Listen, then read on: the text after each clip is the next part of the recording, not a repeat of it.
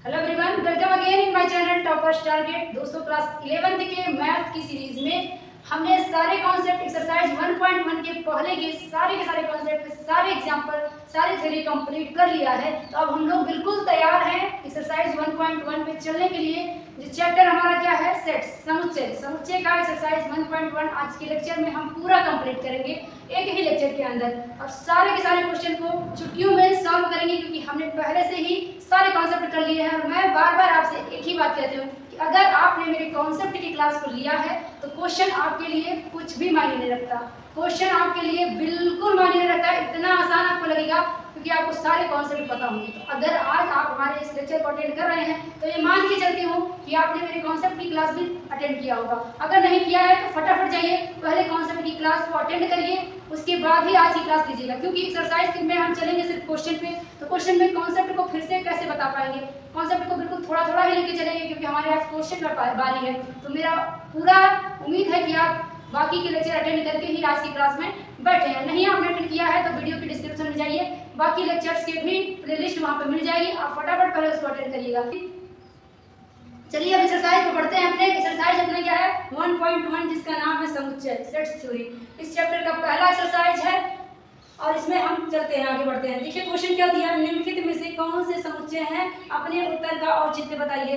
Question को मैंने हिंदी में लिखा है, अगर मैं इंग्लिश में लिखूंगी तो जगह सॉल्यूशन के लिए नहीं बचेगा। बट डोंट वरी, अगर आप इंग्लिश मीडियम से हैं तो मैं हर क्वेश्चन को इंग्लिश में भी डिफाइन करूंगी, तो घबराने की जरूरत नहीं है। जो लिखा है उसमें मत जाइए, जो बताया जाएगा उस पर जाइए।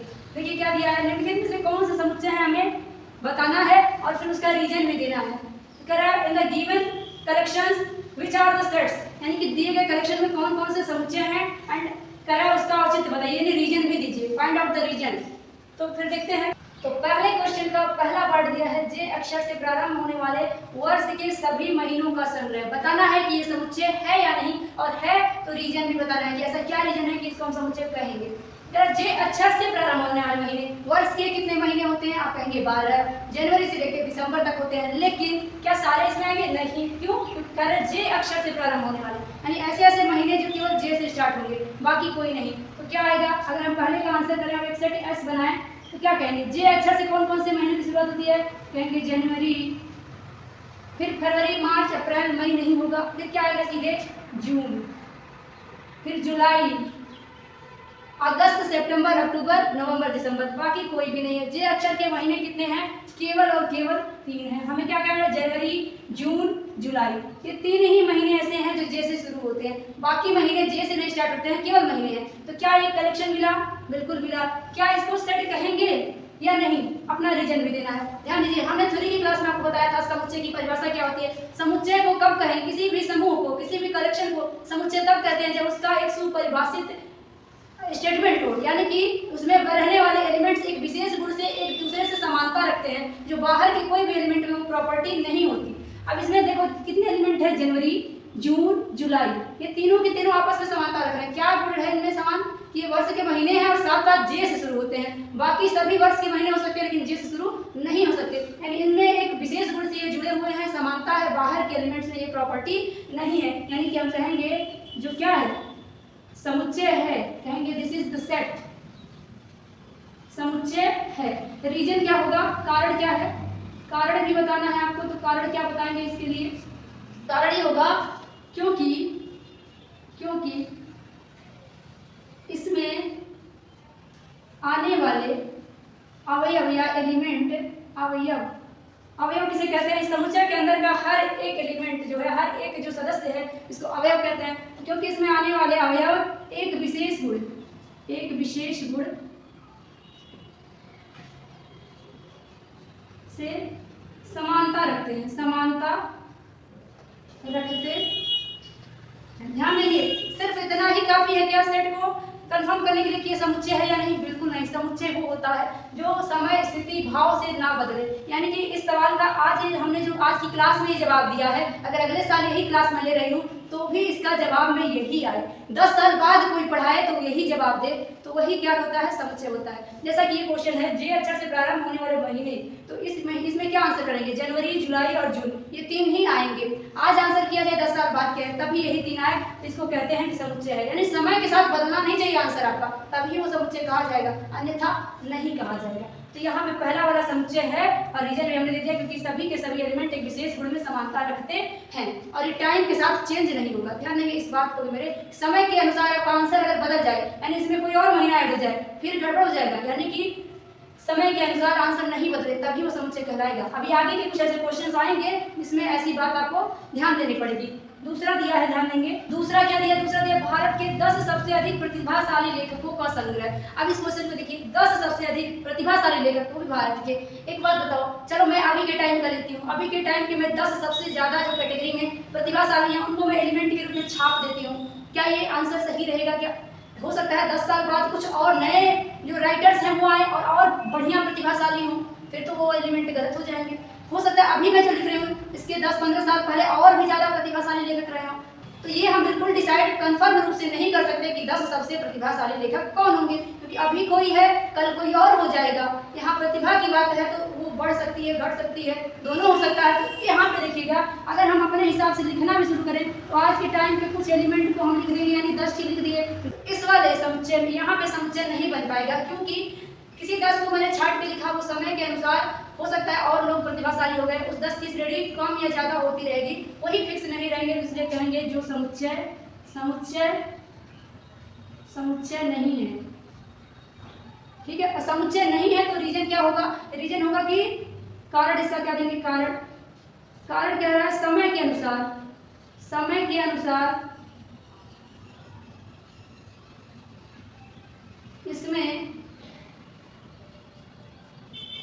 आने वाले अवयव, आने वाले एलिमेंट बदल जाएंगे, इसलिए समुच्चय नहीं है। अंग्रेजी में कहेंगे कांट डिटरमाइन, ये कांट सेट,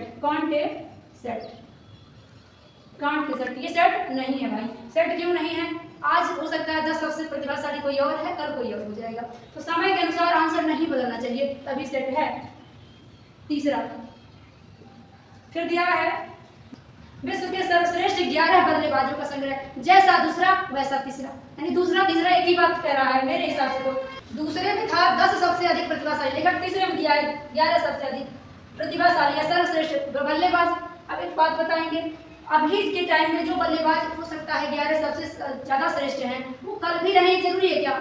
अभी मान लो सबसे ज्यादा श्रेष्ठ विराट कोहली जी हैं, तो क्या 10 साल बाद भी वही रहेंगे? हो सकता है 10 साल बाद वो खेले ही नहीं, कुछ भी हो सकता है, कोई और आएगा तो वो श्रेष्ठ हो जाएगा। तो समय के साथ आंसर नहीं बदलना चाहिए। जैसा कि इस वाले में पहले वाले एलिमेंट बदलेगा क्या? 10 साल बाद आपसे कहा जाए कि जे अक्षर से शुरू होने वाले महीनों का संग्रह बताओ, तो क्या जनवरी जून जुलाई के अलावा आप उसमें फरवरी मार्च बोलोगे क्या? नहीं बोलोगे। तो ये नहीं बदल रहा है, इसलिए समुच्चय है। लेकिन यहाँ जो बात हो रही है 11 बल्लेबाज जो है श्रेष्ठ हैं सबसे ज्यादा, तो वो भी बदल जाएंगे समय के अनुसार। कभी कोई और था, आज कोई और है, कल कोई और होगा। तो यहाँ तीसरा भी कहेंगे समुच्चय नहीं है, समुच्चय नहीं है, नहीं है। अंग्रेजी में कहेंगे कांट एसेट, समुच्चय नहीं। विक्रम में पहले का चौथा पार्ट दिया है, कर अपनी कक्षा में सभी बातों का संग्रह, एक संग्रह दिया है, बताना है ये समुच्चय है या नहीं, और रीजन बताना है। अब चलो यहाँ पे आप पक्का कंफ्यूज हो गए, क्योंकि यहाँ 2 क्वेश्चन आपको ऐसा करा दिया गया है जो यहाँ पक्का चौथे नंबर पे आपको कंफ्यूज करेगा। क्या कह रहा है? अपनी कक्षा के सभी बालकों का संग्रह बता दो समुच्चय है कि नहीं। आप बताओ, आपकी कक्षा के बालकों का संग्रह एक समुच्चय है या नहीं? आप कहेंगे कि नहीं, ये तो समुच्चय नहीं है, ये तो समय के साथ बदल जाएगा। भाई अभी की बात हो रही है ना, कि आपकी कक्षा में कितने हैं। अभी आप इस क्लास में 11th में हो, 11th में आपकी क्लास में कितने बच्चे हैं? क्या ये फिक्स है? बिल्कुल फिक्स है। आप जब बूढ़े हो जाओगे, जब 10-15 साल बाद जब कहोगे मैं जब 11 में था तो मेरी कक्षा में इतने बच्चे थे, क्या वो संख्या बदल जाएगी? क्या नहीं बदलेगी। हो सकता है 12th में जाए तो और भी बच्चे आ जाए, वो अलग बात है, लेकिन अभी आपकी कक्षा, सिर्फ आपकी कक्षा की बात की जा रही है, न कि आप जब अगली कक्षा में जाओगे तब। यहाँ इस बात को ध्यान रखिएगा।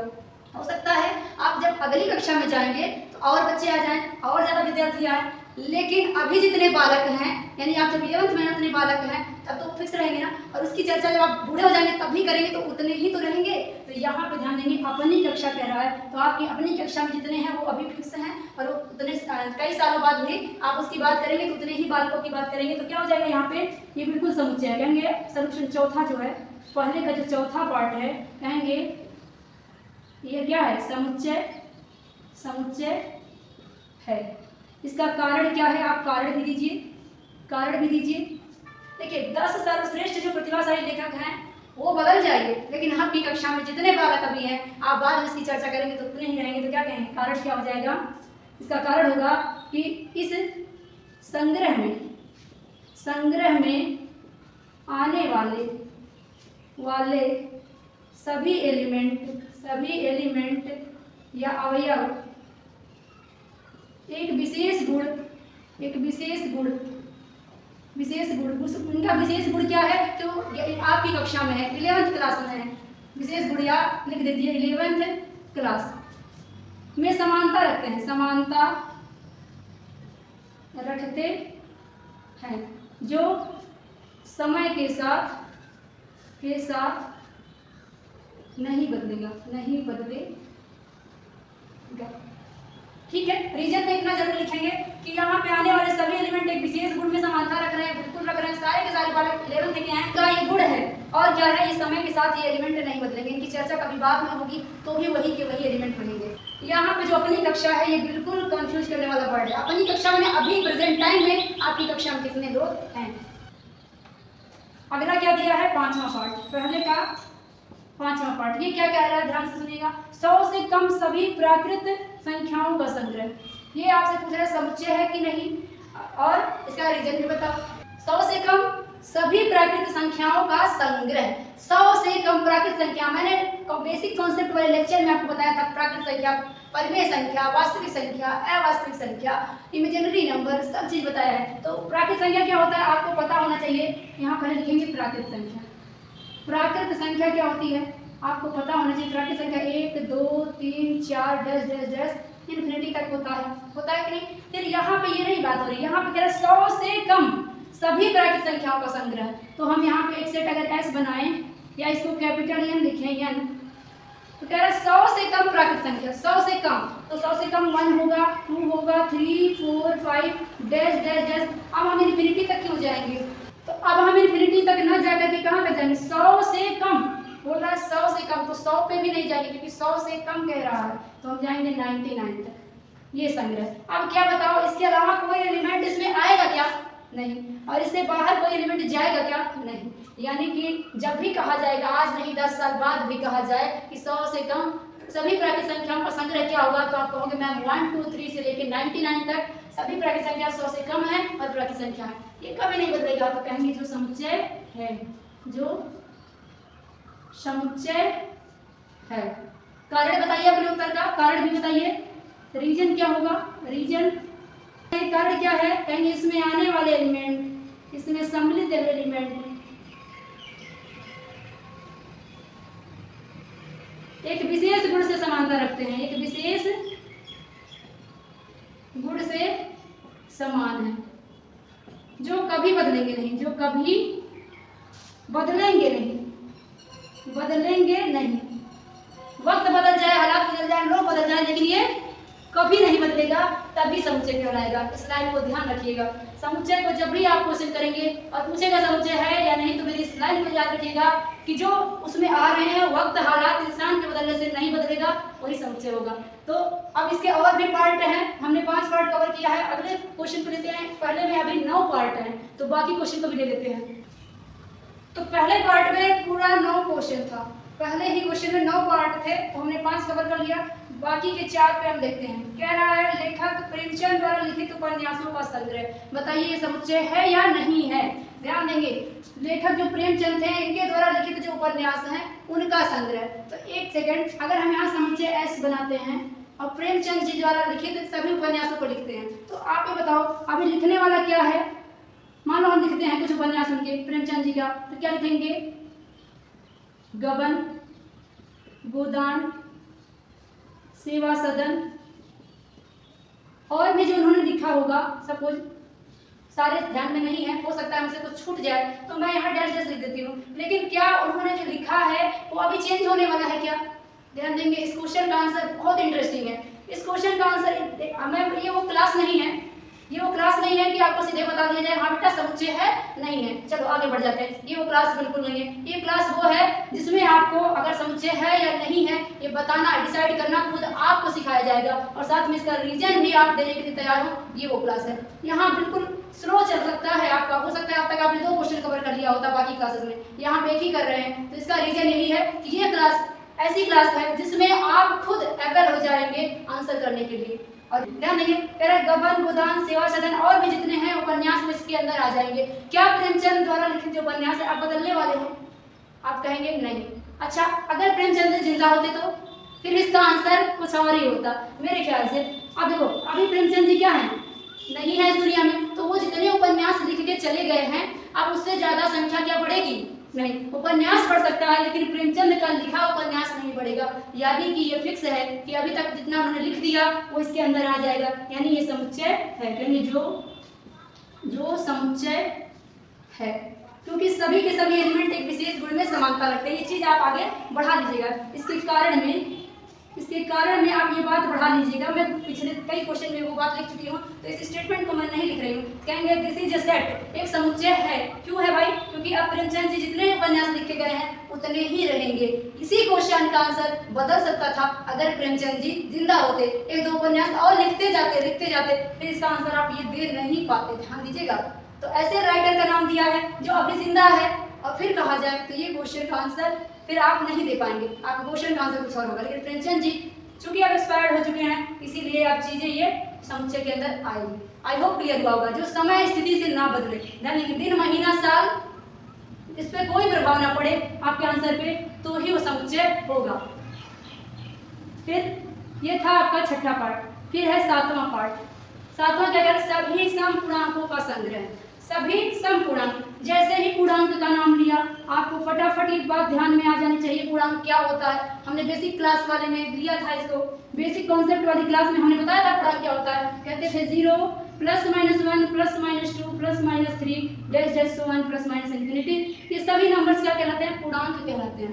अब इसमें से जो बात शर्त लगाया है आप भी लगाओ। कह रहे सभी समपूर्णांकों का संग्रह, तो यहाँ पे सेट क्या बनाया है? समपूर्णांक का। तो हम अगर जेड में क्या लेंगे? ध्यान देंगे समपूर्णांक। तो फिलहाल तो हम क्या लेंगे? 2 +-2 +-4 +-6। अब यहाँ 1 3 वाले हट जाएंगे, तो यहाँ पे क्या हो जाएगा? Dash dash dash dash infinity तक जाएगा। तो ये क्या हो जाएगा भाई?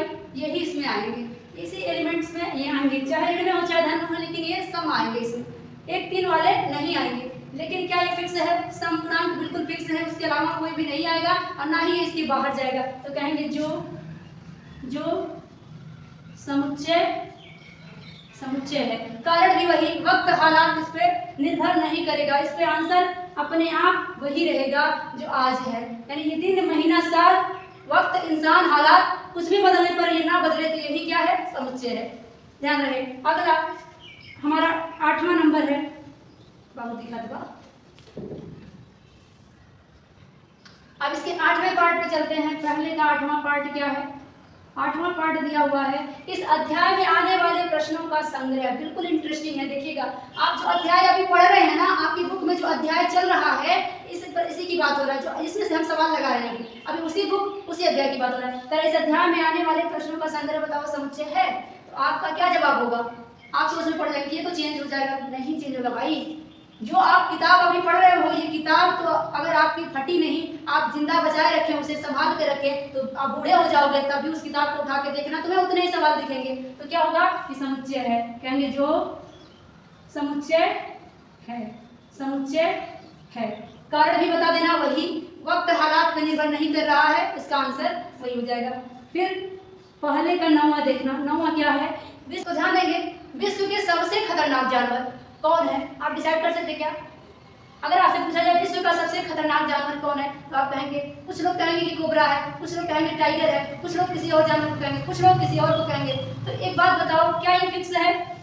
क्या ये संग्रह आप समुच्चय कह सकते हो? विश्व के सबसे खतरनाक जानवर हो सकता है कुछ ऐसी प्रजातियां, ऐसे जानवर हों जिनके बारे में आप अब तक जान ही नहीं पाए, तो क्या इसका करेक्शन फिक्स है? हो सकता है जो अभी खतरनाक प्रेजेंट टाइम में है, प्रेजेंट टाइम तो सबसे खतरनाक एक आदमी बन गया है जानवर, तो क्या प्रेजेंट टाइम पे जानवर से आगे आने वाले समय का निर्धारण किया जा सकता है? क्या नहीं किया जा सकता है ना। आने वाले समय में हो सकता है और खतरनाक जानवर रहें, तो यहाँ पे कहेंगे can't A set, can't set यानी कि समुच्चय नहीं है, समुच्चय नहीं है, क्योंकि इसमें फिक्स थोड़ी है कि कौन से जानवर सबसे खतरनाक हैं। तो आई होप क्लियर हो जाएगा आपको। हमने पहले क्वेश्चन के 9 के 9 पार्ट करा दिए हैं और इससे भी ज़्यादा दे सकता है। पेपर में कुछ भी दे, मेरी एक ही लाइन याद रखना है इस टाइप के क्वेश्चन के लिए। मेरी एक ही लाइन आपको ध्यान रखना है, वक्त, हालात, इंसान और समय के बदलने से कभी भी आपका उत्तर नहीं बदल रहा है। अगर वही के वही एलिमेंट मिल रहे हैं तो यानी कि क्या है, वो समुच्चय है, अन्यथा नहीं है। अगले क्वेश्चन पे बढ़ जाते हैं। इसी क्रम में हम अब क्वेश्चन नंबर 2 पे चलते हैं। क्या दिया है? मान लीजिए कि A बराबर एक समुच्चय दिया हुआ है। क्या है? 1 2 3 4 5 6 एलिमेंट इसमें है। कह रहा है रिक्त स्थानों में प्रत्येक एलिमेंट है अथवा एलिमेंट नहीं है, भरो। ध्यान देंगे इंग्लिश मीडियम वाले स्टूडेंट। कह रहा है if a set A equals 1 2 3 4 5 6 then fill in the blanks. क्या है? ब्लैंक्स में आपको क्या फिल करना है? Is element of, is not element of. ये सिंबल क्या है? इसको हिंदी में बोलते हैं अवयव, अंग्रेजी में कहते हैं एलिमेंट। और ये कट गया है, काट दिया गया, वही चीज मतलब अवयव नहीं है, इसका मतलब अवयव है। अवयव का क्या मतलब है? सदस्य। अवयव का मतलब है सदस्य। ध्यान दीजिए, एक फैमिली है, सपोज ये आपकी फैमिली है, एक आपकी फैमिली है, इसमें कौन कौन सदस्य रहते हैं? एक रहता है, 2 3 4 5 6, ये 6 मेंबर रहते हैं आपके फैमिली में। तो वही कह रहा है, अब आप इसको देख के बताओ कि ये नीचे जो क्वेश्चन दिया है इनमें इन दोनों को भरिए। इसका मतलब ये भरेंगे ई जैसा जो है, इसको क्या कहते हैं? इज एलिमेंट, यानी कि अवयव है, यानी सदस्य है, मेंबर है। और ये काट दिया मतलब मेंबर नहीं है। चलो बताओ, ध्यान देना। पहले में दिया है 5 फिल करना है A, यानी 5 क्या है? इन्हीं दोनों में से भरना है आपको, ज्यादा दिमाग नहीं लगाना। अगर 5 क्या है बताओ, क्या इस 5 जो है मेंबर है या नहीं है A का?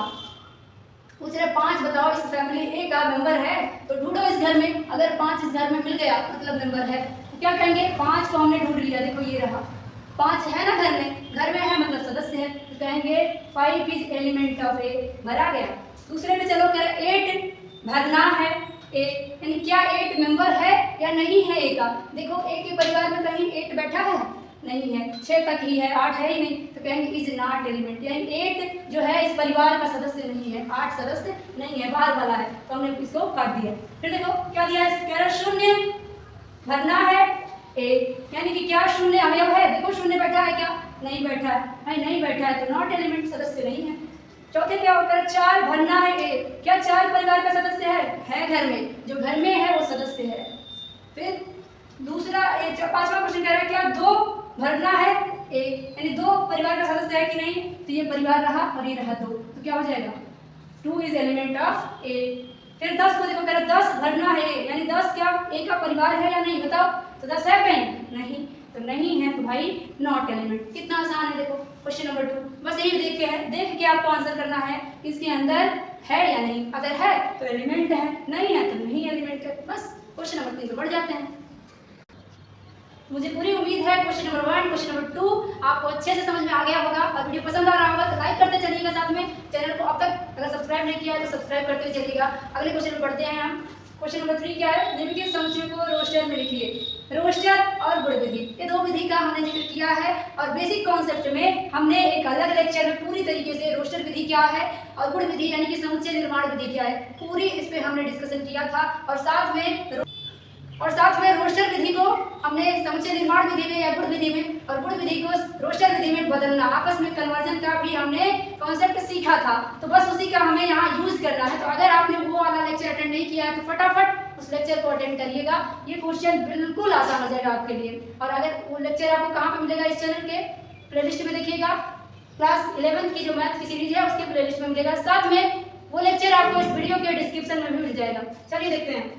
निम्नलिखित समुच्चयों को रोस्टर में लिखना है। रोस्टर विधि में, रोस्टर विधि क्या होती है? एक ऐसी विधि जिसमें अलग अलग एलिमेंट को लिखा जाता है, तो अलग अलग प्रदर्शित करना पड़ता है। जबकि गुण विधि में क्या होता है? अवयव ना लिख करके उसकी एक भाषा के रूप में एक गुण को लिखा जाता है, जैसा कि जो लिखा हुआ है। ध्यान देंगे, जो लिखे हुए क्वेश्चंस हैं ये किस विधि में लिखे हैं? ये सारे के सारे क्वेश्चन किस विधि में लिखे हैं? गुण विधि। गुण विधि, इस विधि का नाम एक और है समुच्चय निर्माण विधि। समुच्चय निर्माण विधि। विधि। तो ये सब के सब इसी विधि में लिखे हैं और आपसे कह रहा है कि इस सबको क्या करिए, रोस्टर विधि में कन्वर्ट करिए। Converts all the sets into roster method. सबको क्या करना है, रोस्टर विधि में बदल देना है, सभी को रोस्टर में लिखना है। और जो दिया है ये समुच्चय निर्माण विधि में, ये भाषा वाला जो विधि है समुच्चय निर्माण कहलाता है और अवयवों वाला जो विधि है उसे रोस्टर कहते हैं। बहुत इंटरेस्टिंग है, ध्यान दीजिएगा। सॉल्यूशन ध्यान देंगे। क्वेश्चन पहला क्या दिया है देखेंगे। a इज इक्वल्स दिया है x सच दैट x एक पूर्णांक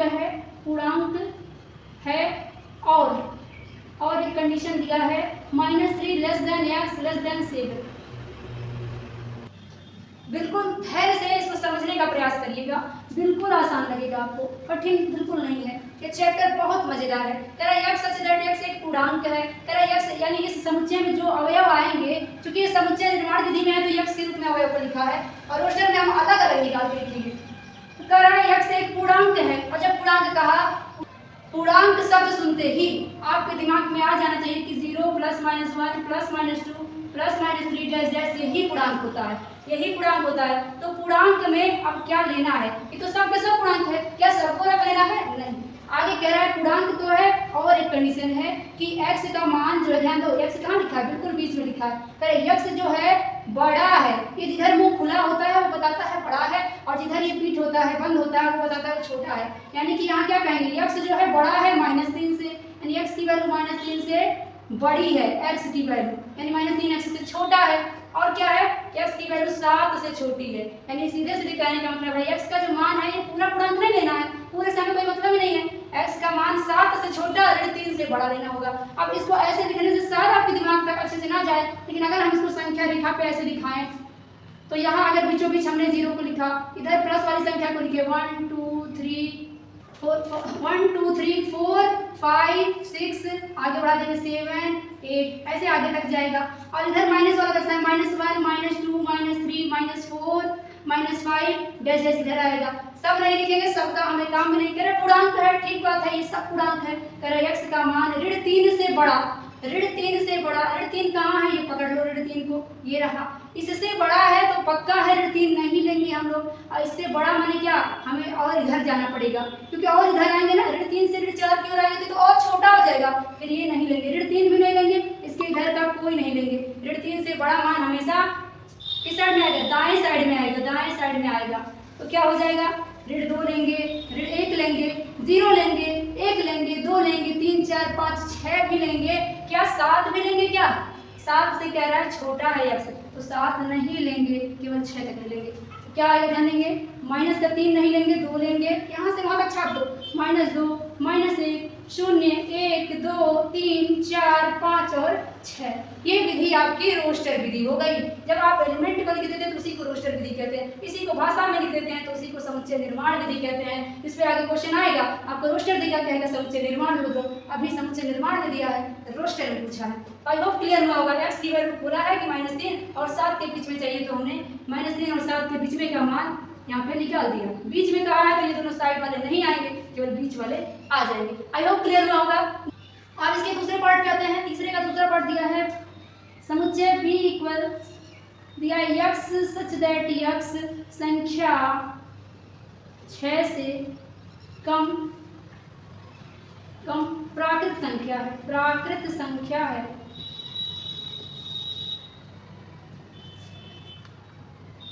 दूसरा दिया है b, समुच्चय b दिया है x इस प्रकार से है कि ध्यान देंगे, इसको पढ़ेंगे x सच दैट x संख्या 6 से कम प्राकृत संख्या है। तो बिल्कुल हम वही करेंगे जो ये लिखा है, बस लिखने का तरीका बदल देंगे, क्योंकि हमें रोस्टर में पूछा है।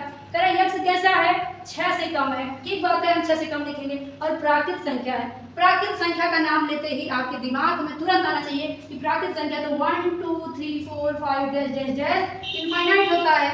इसमें से क्या सब लेना है, नहीं, 6 से कम, तो ये रहा 6 5 6 7, तो 6 से कम तो 6 भी नहीं लेंगे ना, क्योंकि 6 से कम लेना है, तो 1 से 5 तक ही आ जाएगा।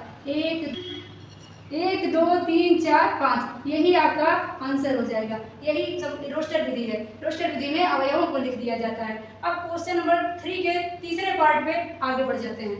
अगले क्वेश्चन में बढ़ते हैं। अगला क्वेश्चन क्या है, c इक्वल टू दिया है तीसरे का तीसरा पार्ट दिया है c equal to x such that x दो अंकों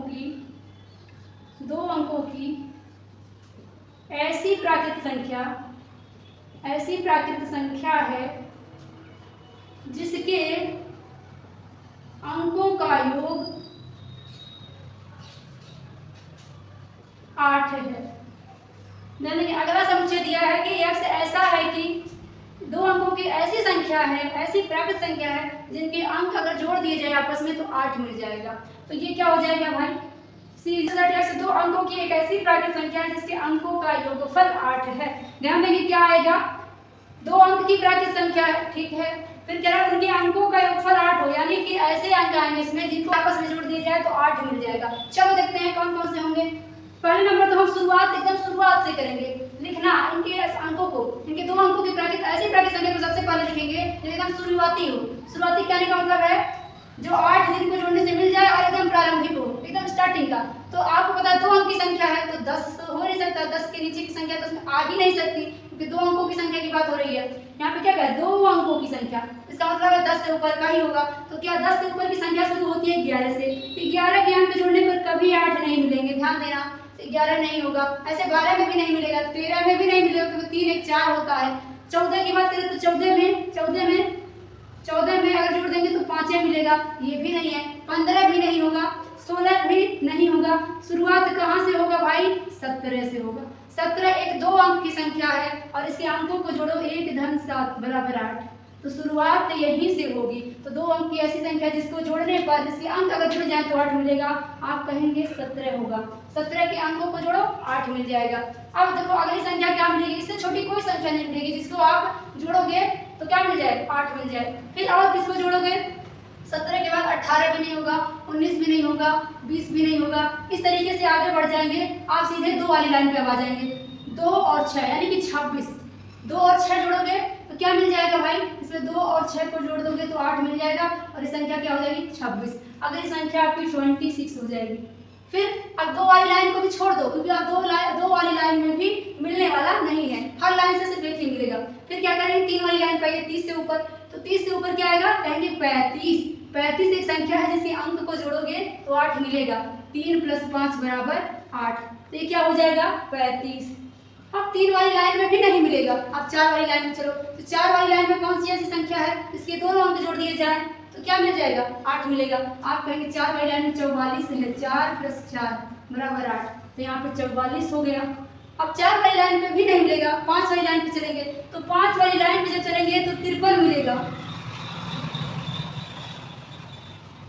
जब 5 वाली लाइन पे जाएंगे तो 53 मिलेगा, जो इसी 35 का उल्टा है, तो बिल्कुल यहाँ पे भी मिलेगा। तो जोड़ेंगे 5 + 3 बराबर बिल्कुल 8 मिलेगा, तो 53 भी ले लेंगे। अब 5 वाली लाइन में भी कोई संख्या नहीं मिलेगी। 6 वाले पे जाएंगे तो इसी का उल्टा मिलेगा, 26 का उल्टा 62, तो 62 भी हो जाएगा। 7 वाली लाइन पे चलेंगे तो इसी का उल्टा 17 का उल्टा 71। अब ध्यान देंगे 8 वाली लाइन पे भी जाना पड़ेगा, रुक मत जाना कि यहीं से बस खत्म। 8 वाली लाइन पे चलो, क्या है 80, और 80 भी एक 2 नंबर की संख्या है, 2 डिजिट की संख्या है, और इसको जोड़ के देखो 80 को क्या कहोगे, 8 + 0 बराबर 8। तो यहाँ जाके खत्म होगा अपना तलाश, हमारी तलाश खत्म होती है 80 पे जाके, शुरुआत होता है 17 से। तो ये 2 अंक की ऐसी संख्याएं हैं जिनको जोड़ने पर 8 मिल जाएगा, तो इसका रोस्टर मेथड यही हो जाएगा। आई होप दिमाग तक बात गई होगी। इंटरेस्टिंग होती है मैथ की क्लास को इतने इंटरेस्ट से पढ़ो, इतने इंटरेस्ट से पढ़ो कि आपके दिमाग में नहीं बिल्कुल दिल में छपे। चलो अगले क्वेश्चन को देखते हैं। क्वेश्चन नंबर तीसरे का जो है, ये तीसरा का चौथा पार्ट देखते हैं। चौथा पार्ट क्या दिया है, d = x such that x एक अभाज्य संख्या है जो 60 की भाजक है। ध्यान देंगे, डी वाला कह रहा है कि x एक अभाज्य संख्या है, एक प्राइम नंबर है जो 60 की भाजक है। एक अभाज्य संख्या जो 60 की भाजक है, यानी कि ऐसे प्राइम नंबर्स को लिखना है जो 60 को पूरी तरह विभाजित कर देते हैं। चलो अब 60 क्या, आप 60 का क्या करो, फैक्टर निकाल के देखो साइड में, तो क्या हो रहा है, 2 से कटेगा 3 बार में, फिर 2 से कटेगा 15 बार में, फिर 3 से कटेगा 5 बार में, फिर 5 से कटेगा 1 बार में, और फिर 1 को लिखने की कोई जरूरत है नहीं। अब आपसे देखो ध्यान से, आपसे क्या पूछा है उसका आंसर करो। कह रहा है एक अभाज्य संख्या है, इसमें से सिर्फ अभाज्य संख्या को लिखना है। ठीक बात है, लिख लेंगे। हमने लिखा 2, क्योंकि 1 तो अभाज्य होता नहीं है। 2 लिखा, फिर 3 लिखा, फिर 5 लिखा, 2 3 5 लिखा, आंसर हो गया। यही आपकी वो प्राइम नंबर्स हैं जो 60 की भाजक हैं, इसके अलावा कोई भी नहीं होगा। ध्यान देंगे, अब आपके दिमाग में गया होगा ये बात कि यहाँ पे तो 2 के फैक्टर 2 2 आए हैं, 2 बार 2 आया, मैंने एक ही बार क्यों लिखा है, एक ही बार में क्यों लिखा है। तो सेट का ये नियम है, कोई भी एलिमेंट दोहरा के नहीं लिखा जाता है। क्रम चाहे आगे पीछे हो जाए चलेगा, लेकिन एक ही अवयव को 2 बार नहीं लिखा जा सकता। से आपके परिवार में आप रहते हैं तो क्या आप 2 हैं? एक ही है। आप हो सकता है 2 पोजीशन पे हो, 2 काम करते हो, लेकिन हो तो आप एक ही। इसी तरह ये दोनों मिलकर 60 को डिवाइड कर रहे हैं और दोनों ही एक ही प्राइम नंबर 2 है, इसको 2 बार थोड़ी लिखेंगे, एक ही बार गिनती होगी, तो ये 2 ही आएगा। तो यही हो जाएगा इसके फैक्टर्स, इसके भाजक। इस तीसरे पार्ट में और भी क्वेश्चन है, 2 और क्वेश्चन है, उस पर भी चलते हैं। क्वेश्चन नंबर 3 के 5वें पार्ट पे चलते हैं। दिया है, क्या दिया है? E = ट्रिग्नोमेट्री शब्द के सभी अक्षरों का समुच्चय। ये दिया है लैंग्वेज में, आपसे कह रहा है रोस्टर विधि में बताइए। तो क्या दिया है? E = ट्रिग्नोमेट्री, TRIGONOMETRY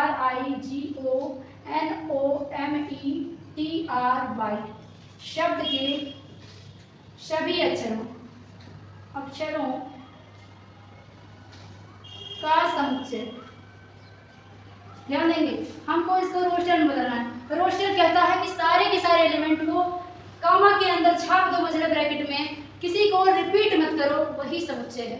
तो बस इस शब्द के सभी अक्षर को हम कॉमा कॉमा कॉमा लिख के लिख देंगे, लेकिन ध्यान रखेंगे कि कोई भी रिपीट नहीं होने ना पाए, कोई भी एलिमेंट रिपीट ना हो। हम लिखते देखते चले जाएंगे। चलो, टी को लिखा कॉमा, आर को लिखा कॉमा, आई को लिखा कॉमा, जी को लिखे कॉमा, फिर ओ को लिखे कॉमा, एन को लिखे कॉमा, फिर से ओ आ गया। अब ध्यान देंगे, पीछे देख लेंगे कि हमने पहले लिखा है कि नहीं। पहले ओ हो चुका है तो 2 बार थोड़ी गिनती होगी, छोड़ो जाने दो। फिर एम को लिखो, लिख लिया, ई को लिखो कॉमा, टी को लिखने जा रहे थे, पहले से टी लिखा था, नहीं लिखा।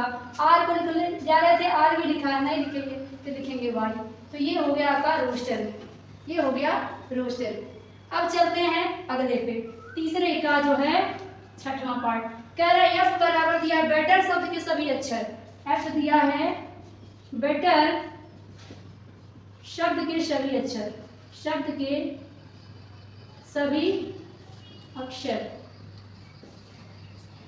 बेटर शब्द के सभी अक्षर दिया हुआ है और इसको आपको रोस्टर में लिखना है। रोस्टर कहता है सबको लिखो कामा के, सबको लिखो कामा कामा लगा करके और दोहराओ नहीं। तो क्या करेंगे? ये बेटर है तो B comma E comma T comma, अगला टी हो चुका है एक बार, नहीं लिखाएगा, फिर ई हो चुका है, नहीं लिखाएगा, आर लिख देंगे, बस हो गया। ये आपका रोस्टर है।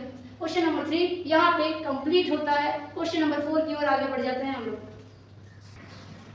इसी क्रम में हमारा अगला क्वेश्चन आ चुका है, दिया है क्वेश्चन नंबर 4, निम्नलिखित समुच्चयों को समुच्चय निर्माण विधि में व्यक्त करो। अब तक क्या किया? समुच्चय निर्माण विधि में दिया था, हम उसको कन्वर्ट करके रोस्टर में ले गए। अभी रोस्टर में दे रहा है, कह रहा है समुच्चय निर्माण में चलो आगे चले, अभी पीछे चलने के लिए कह रहा है। जैसा बोलेगा चलना तो पड़ेगा, क्वेश्चन दिया है तो करते हैं।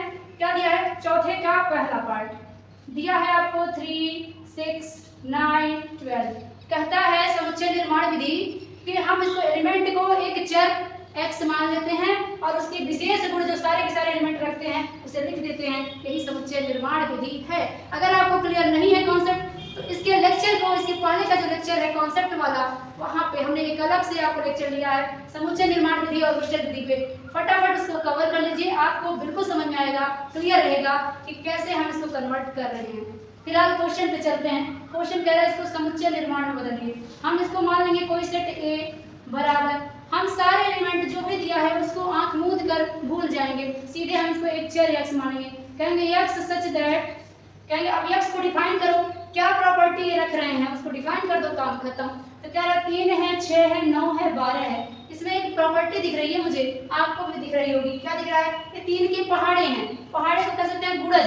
3 का पहाड़ा एक बारी तो 3, 3 का पहाड़ा 2 बार तो 6, 3 का पहाड़ा 3 बार, टेबल से है ये, 3 का 3 बार तो 9 और 3 का 4 बार तो 12। इस तरीके से हमने क्या दिखाई? 3 के टेबल से हैं, टेबल से होने का मतलब गुणज है, 3 का 1 में गुणा, 3 का 2 में गुणा, 3 का 3 में गुणा, ये गुणज देख रहे हैं हम, स्टार्टिंग से लेके 4 तक के गुणज हैं। तो कहेंगे यक्स सच दैट यक्स संख्या 3 के प्रारंभिक कितने गुणज हैं? 1 2 3 4, 4 गुणज हैं, 4 गुणज हैं। बस छोड़ देंगे, खत्म कहानी। हालांकि जो रीजन मैंने दिया है, हो सकता है आपका कुछ और भी रीजन दे सकता है, बट रीजन हमेशा सटीक और सही होना चाहिए। चाहे मैं दे रही हूँ या आप दे रहे हैं, वो चेंजेबल नहीं हो, पूरी तरीके से लागू होना चाहिए। 3 का गुणज क्या है? बिल्कुल सही बात है। इसी को एक और आंसर कर सकता है, ध्यान देंगे, कह सकता है यक्स सच दैट यक्स क्या है? यक्स जो है ये 3n है, 3n है। अब कहेंगे जहाँ, फिर कहेंगे n इज लेस देन और equal to 1, 1 is less than और इक्वल टू 4। तो यहाँ ये भी लागू होगा। ये कैसे होगा? आप इसका क्या मतलब है? n की वैल्यू यहाँ पे क्या रख दो आप? 1 के बराबर भी है और बड़ा भी है, इसका मतलब 1 भी रखो, 1 से बड़ा भी रखो, और 4 के बराबर भी है, 4 से छोटा रखो, यानी छोटा तो 3 बराबर तो 4, 1 2 3 4 आप यहाँ पे रख के देखो, तभी यही एलिमेंट मिलेंगे। तो ये भी गुण है, ये भी गुण है, दोनों बातें एक है, लिखने का तरीका अलग है, दोनों ही समुच्चय निर्माण विधि है। आई होप क्लियर हो गया होगा। अगले क्वेश्चन पे बढ़ जाते हैं। क्वेश्चन नंबर 2 दिया है, चौथे का दूसरा पार्ट। b बराबर दिया है 2 4 8 16 32। यहाँ पे क्या हो जाएगा? b बराबर इन सारे के सारे एलिमेंट को जब समुच्चय निर्माण विधि में दिखाना होता है तो हम x मानते हैं। कहेंगे x सच दैट, अब x को डिफाइन करो, x क्या है? कहेंगे x क्या है? 2 पे पावर n है। x क्या है? 2 पे पावर n है। n कैसे हो जाएगा भाई? आप यहाँ पे और भी क्लियर करो तब बात समझ में आएगी। वेर कहेंगे n की वैल्यू जो है ना, ये बड़ी हो बराबर हो 1 के, और n की वैल्यू छोटी हो बराबर हो किसके? 5 के। यहाँ पे ये आंसर हो जाएगा। कहेंगे ये कैसे? करके दिखाओ। हम कहेंगे ठीक है भाई, इसमें आप n की वैल्यू यहाँ से लेके रखते जाओ। यहाँ का क्या मतलब है? n का मान जो है 1 से बड़ा होना चाहिए, यानी 2 होना चाहिए, 3 होना चाहिए, 4 होना चाहिए, अगर 1 के बराबर भी होना चाहिए तो 1 को भी शामिल कर लिया। फिर कह रहा है 5 से छोटा होना चाहिए, 4 तक छोटा ही है, बराबर भी दिया है तो 5 भी होना चाहिए। अब 1 2 3 4 5 आप यहाँ पे इनका मान रख के देखो क्या ये मिल रहा है? 1 रखो तो 2 पे 1 माने 2, 2 रखो तो 2 पे 2 माने 2 का स्क्वायर 4, 3 रखो तो 2 पे 3 माने 8, 4 रखो तो 2 पे 4 माने 16, 5 रखो तो 2 पे 5 माने 32। तो बिल्कुल सही है, यही है इसका समुच्चय निर्माण विधि। इसी क्रम में हम चौथे के तीसरे पार्ट को करते हैं। चौथे का तीसरा पार्ट बिल्कुल ये दूसरा पार्ट जैसा ही है। तीसरा पार्ट जो है बिल्कुल दूसरे के जैसा ही है। दूसरा क्या दिया था वही सेम हो भी है। ध्यान देंगे, यहाँ c बराबर अगर हम मान लें, क्या दिया था? 5 25 125 625। हमको ये रोस्टर में पता है, हमें इसे क्या करना है? समुच्चय निर्माण में बदलना है। क्या होगा? लिखेंगे x सच दैट x, सबको x ही मानना है। कहेंगे x क्या है? 2 पे पावर, सॉरी 2 नहीं होगा, ये 5 5 का दिया है ना, हो जाएगा 5 पे पावर n, 5 पे पावर n है, 5 की घातों के रूप में 5 के सब गुणज हैं तो 5 पे n मान लिया। चलो अब कहेंगे वेयर n की वैल्यू जो है छोटी, वेयर n की वैल्यू बड़ी बराबर 1 और छोटी बराबर 4 होनी चाहिए। बस ये कंडीशन यहाँ लगा दो, आंसर मिल जाएगा। कहेंगे कैसे? n की वैल्यू आप रखते जाओ। n की वैल्यू कह रहा है बड़ी है 1 से, माने 2 होगा, 3 होगा, और बराबर है 1 के, माने 1 भी होगा, और फिर 4 तक, 4 से छोटी है तो 3 होगा, और बराबर भी है तो 4 होगा। आप इसमें पुट करके देखो सेटिस्फाई हो रहा है क्या? कहेंगे 1 रखेंगे तो 5 पे 1 5, 5 पे 2 25, 5 पे 3 125, 5 पे 4 625। बिल्कुल सही है, यही समुच्चय निर्माण विधि है। फिर इसके अगले पार्ट पर चलते हैं, चौथा पार्ट। चौथे का चौथा पार्ट दिया है d बराबर दिया है 2 4 6 8 डैश डैश डैश। यहाँ पे तो बिल्कुल क्लियर है, कुछ भी नहीं सोचना है। क्या दिया हुआ है? d इक्वल टू लिखेंगे x सच दैट x, क्या दिख रहा है? ये 2 4 6 8 10, ये सब क्या है? एक समप्राकृत संख्या है, समप्राकृत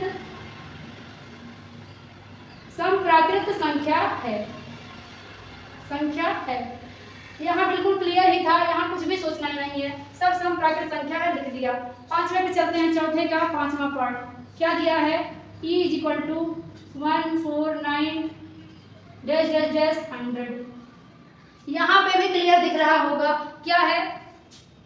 e इज इक्वल टू लिखेंगे x सच दैट x, कहेंगे x इस प्रकार से है कि क्या है? सभी प्राकृत संख्या का क्या है? वर्ग है।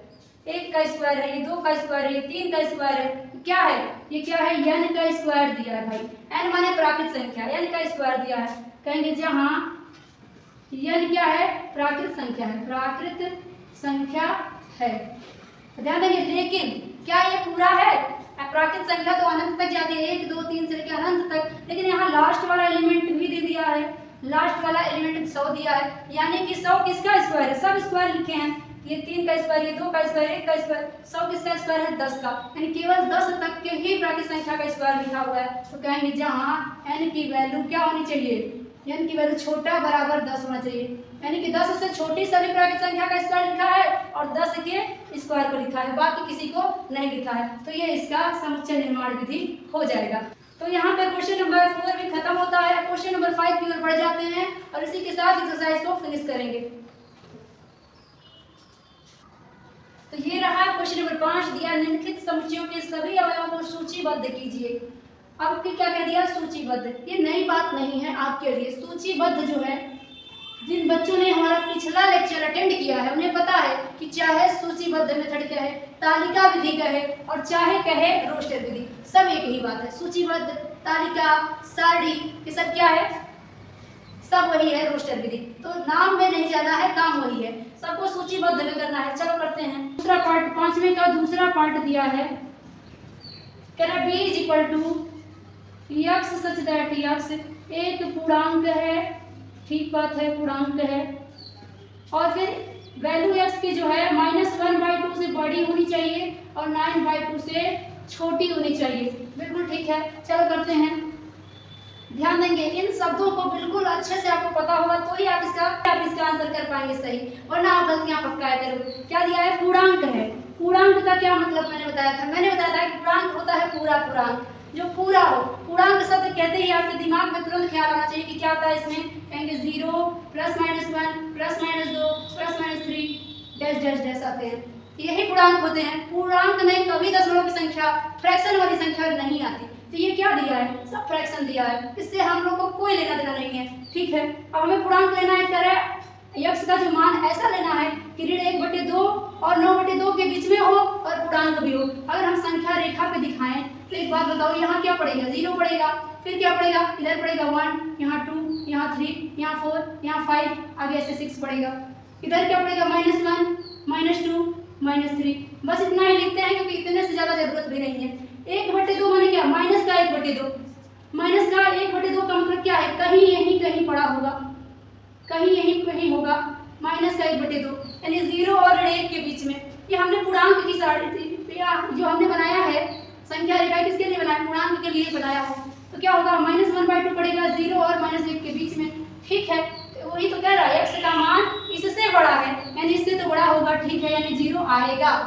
फिर 9/2 यानी कितना? 9/2 को क्या कहते हैं? 9/2 को हल करेंगे तो लगभग 4.5 होगा।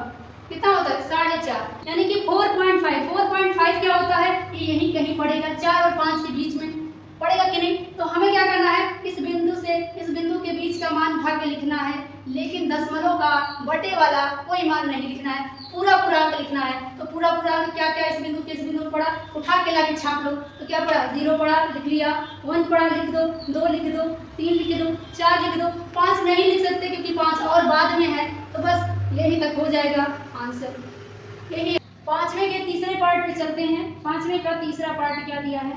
दिया है c is equal to x such that x एक पूर्णांक है, एक पूर्णांक है, और x square is less than और इक्वल टू 4 है। इस बात का भी ध्यान रखना है। चलो देखते हैं। एक पूर्णांक कहते ही दिमाग में ख्याल आना चाहिए 0 +-1 +-2 +-3 एंड सो ऑन होता है। फिर कह रहा है लेकिन x की जो स्क्वायर की वैल्यू है ना, x के स्क्वायर की जो वैल्यू है ये क्या होनी चाहिए? 4 से छोटी होनी चाहिए या बराबर होनी चाहिए, और पूर्णांक होनी चाहिए। तो क्या आएगा? तो देखते हैं, कह रहा है x एक पूर्णांक है और x स्क्वायर की जो वैल्यू है ये छोटी या बराबर होगी 4 के।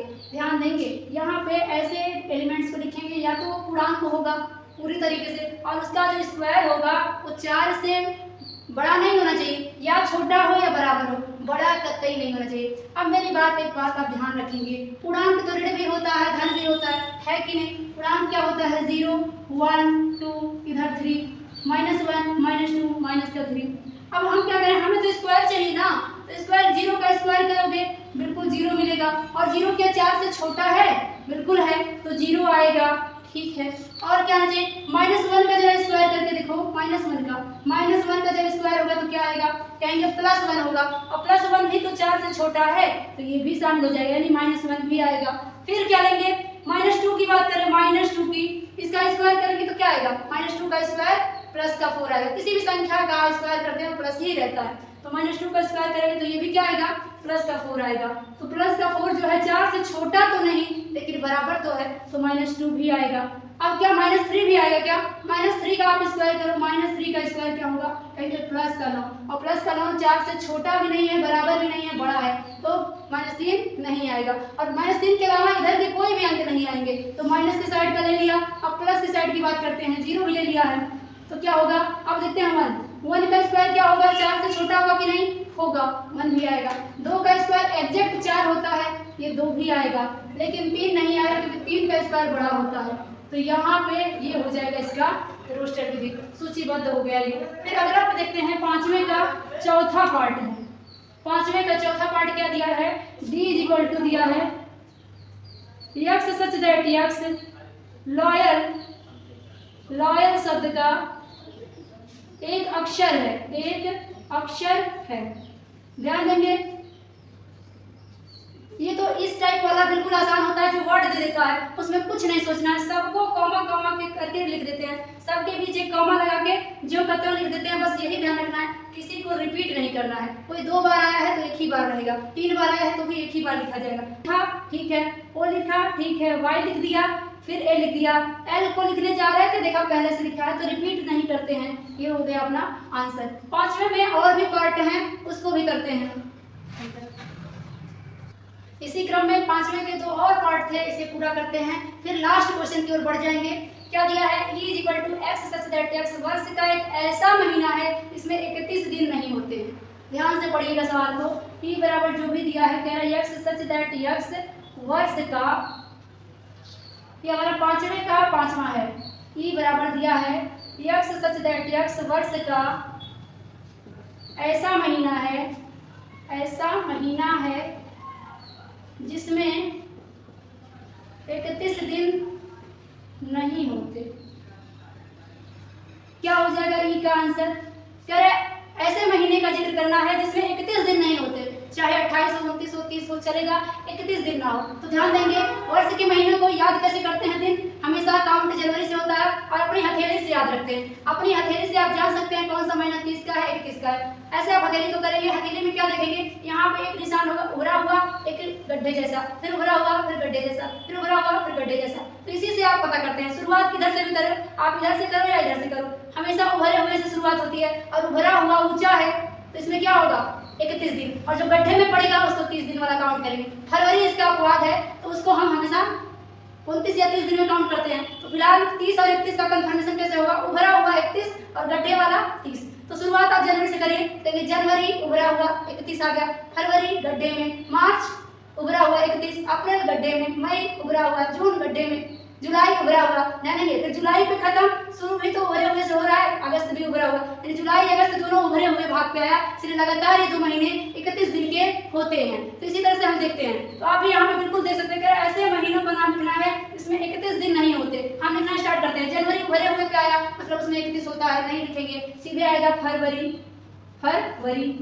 फिर मार्च उभरे हुए पे आया, नहीं लिखेंगे, अप्रैल आया, अप्रैल, फिर मई, जनवरी, फरवरी, मार्च, अप्रैल, फिर मई क्या हुआ? उभरे हुए पे आया 31, जून गड्ढे में आया तो जून भी आ जाएगा, जून में भी 30 दिन हो जाएगा, जून, जुलाई उभरे पे आएगा, अगस्त भी उभरे पे आएगा, सितंबर गड्ढे में आ रहा है तो आ जाएगा सितंबर, अगस्त, सितंबर, अक्टूबर फिर उभरे हुए पे आया, नवंबर गड्ढे में आया तो यहाँ नवंबर आ जाएगा, नवंबर, और फिर से दिसंबर उभरे भाग पे आ जाएगा तो उसमें 31 दिन। तो ये महीने हैं इसमें 31 दिन नहीं होते हैं, तो यही हो जाएगा इसका आंसर। आई होप क्लियर हो गया होगा। और महीनों में अगर आपको कंफ्यूजन होता होगा कि कौन सा 31 कौन सा 30, तो आप अपने इन्हीं दोनों हथेली से निकाल सकते हैं, 30 कौन सा है और 31 कौन सा है। बाकी फरवरी तो अपवाद है, फरवरी में 28 या 29 ही होता है, 30 नहीं होता है। फिलहाल 31 दिन इसमें भी नहीं होते हैं, इसलिए इसमें ये भी शामिल होगा। अब चलते हैं 5वें क्वेश्चन के लास्ट वाले पार्ट पे, जो क्या दिया है, f = कह रहा है यक्स सच दैट यक्स अंग्रेजी वर्णमाला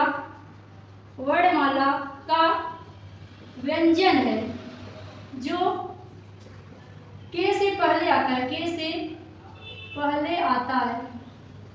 चलो इसको देखते हैं। कह रहा है एफ जो है ना, इसमें क्या आएगा, ऐसे एलिमेंट आएंगे जो अंग्रेजी वर्णमाला के व्यंजन होंगे, और व्यंजन वो 5 जो वोवेल्स हैं उनको छोड़ के बाकी सारे के सारे कॉन्सोनेंट ही होते हैं। तो कह रहा है x such that x is a consonant of English alphabet and क्या कह रहा है, जो एक्स के पहले आता है यानी जो के पहले आता है, यानी के जो लेटर है इसके पोजीशन से ठीक पहले आने वाले व्यंजन को लिखना है, स्वरों को नहीं लिखना है, क्योंकि यहाँ व्यंजन का कॉन्सोनेंट का जिक्र किया है।